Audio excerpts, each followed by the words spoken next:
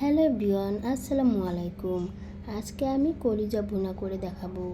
তাই এখানে নিয়েছি কলিজা, নিয়েছি আলু, নিয়েছি পেঁয়াজ কুচি, আদা বাটা, রসুন বাটা আর নিয়েছি আস্ত গরম মশলা। এবার আমি একটি কড়াইয়ের মধ্যে কলিজাগুলো দিয়ে দেব। এবার সেদ্ধ হওয়ার জন্য সামান্য একটু পানি দিয়ে, একটু হলুদের গুঁড়ো আর একটু লবণ দিয়ে ভালো করে নেড়ে ছেড়ে 5 মিনিটের জন্য সিদ্ধ করে নেব, যাতে কলিজা থেকে ময়লাগুলো ভালো করে বের হয়ে যায়। দেখতেই পাচ্ছেন কতগুলো কলিজা থেকে ময়লা বের হয়েছে। এইটা এখন আমি ভালো করে ধুয়ে নেব। এবার একটি পাত্রের মধ্যে পর্যাপ্ত পরিমাণ তেল দিয়ে দেব। তেলটা গরম হয়ে গেছে, এরপর আমি দিয়ে দেব পেঁয়াজ কুচি। পেঁয়াজ কুচিটা ভালো করে ভেজে নেব।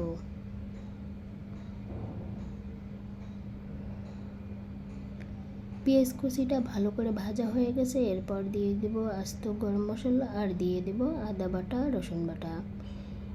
এই আদা বাটা রসুন বাটা এবার 2 মিনিট ভেজে নেব, যাতে এর কাঁচা গন্ধটা চলে যায়।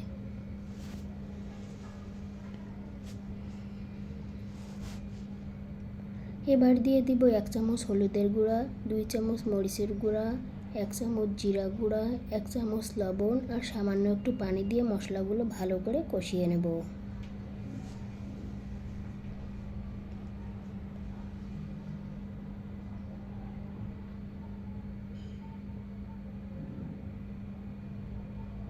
মশলাগুলো ভালো করে কষানো হয়ে গেছে, এরপর দিয়ে দেব সিদ্ধ করে রাখা কলিজাগুলো। এবার মশলার সাথে ভালো করে নেড়ে চেড়ে নেব।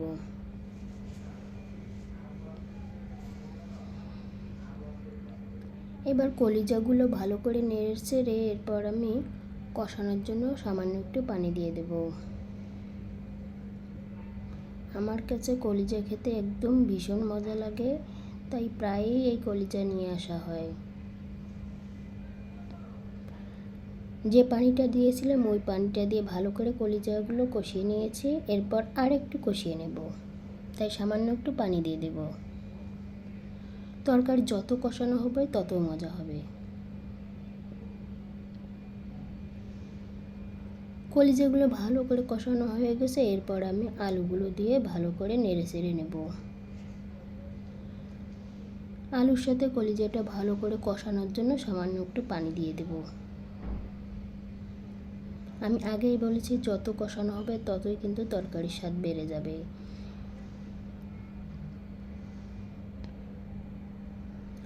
আলু এবং কলিজা দুটোই ভালো করে কষানো হয়ে গেছে, এরপর আমি সিদ্ধ হওয়ার জন্য পানি দিয়ে দেব।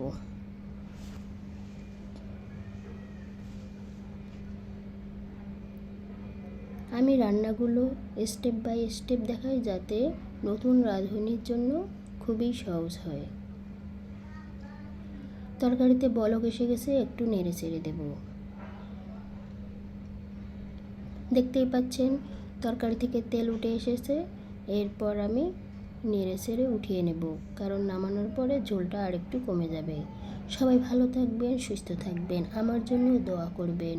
আর রান্নাটা কেমন হয়েছে অবশ্যই কমেন্টে জানাবেন। আল্লাহ হাফেজ।